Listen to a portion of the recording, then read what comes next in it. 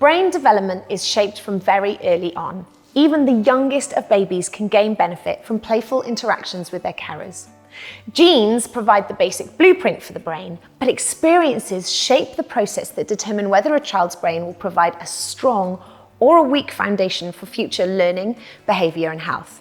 During the early years, the emotional relationship that parents develop with their children are important in laying the foundations for positive emotional life. But play isn't just for babies, it's for children and teenagers too. Let's look at babies. Play and interaction with baby helps build their brain. It's called serve and return. A baby will serve a babble, looking for those around them to return it. Maybe they'll return with an echo or a song. These moments of play simply act as little building blocks for the child's brain. As a parent plays with their child, they don't realize it, but they're teaching them the dance of attunement, during which children can begin to learn to initiate, maintain, and end interactions with other people.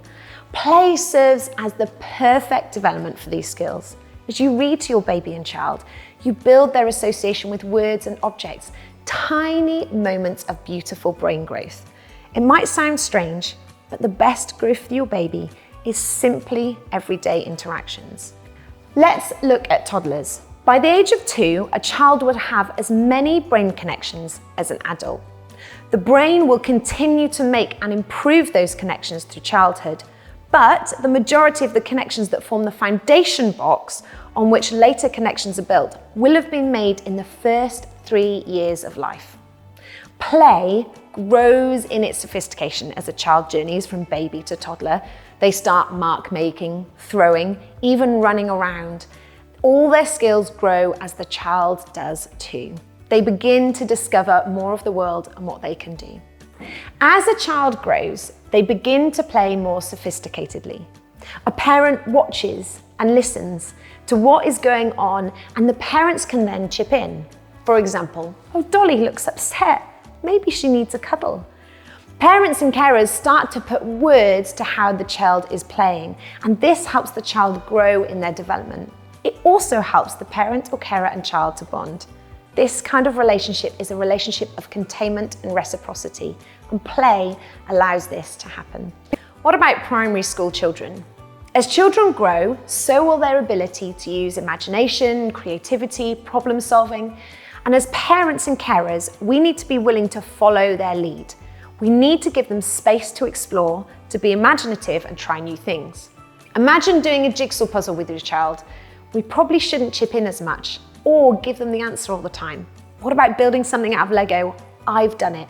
I want to follow the instructions, but maybe today it's not about instructions, but it's about following your child's own creative, playful ideas.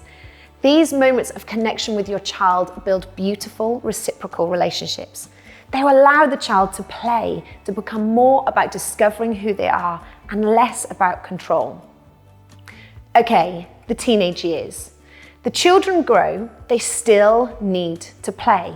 There's less toys, granted, but these years move into things like skating, video games, hanging out in the park, swimming and sports. All these activities are examples that your young people still want to create, play, and imagine, and push their bodies to new limits. As parent and carers of teenagers, we're simply a little bit further away as they do this, but play is important. It helps a young person learn about who they are, how they feel, and grows their ability to create with others.